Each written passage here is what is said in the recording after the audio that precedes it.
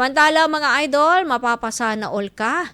Isang pamilya sa Dagupan City gumastos ng 78,000 pesos para sa paputok. Para sa detalye, panoorin sa ulat ni Idol Neil Muyano. 104.7 IFM Report. Hindi pagkain kundi paputok ang tampok sa pagdiriwang ng pamilya Resigno sa pagsalubong ng bagong taon.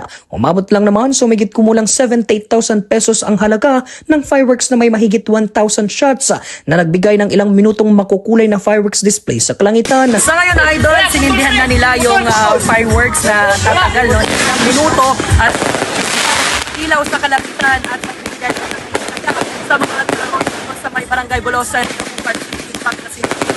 Ayon kay Darren Resigno, isang Amerikanong naninirahan sa Pilipinas, taunang tradisyon na ng kanilang pamilyang pagbili at pagsisindi ng fireworks bilang aliw sa pamilya at sa mga kapitbahay. And as you can see, we purchased quite a few fireworks. The last couple of years, we've been doing maybe 100 to 200, sometimes 300 shots, plus some like bottle rockets and things like that. So Noah showed me a video of some 600, 700 shots. I really liked it. So I said, well, let's go ahead and do the 700 shot, but he had already purchased the 300 shot. So, and every time we start shooting the hundreds of 200 and 300 shots, our neighbors comes out and it seems like everybody really enjoys the show.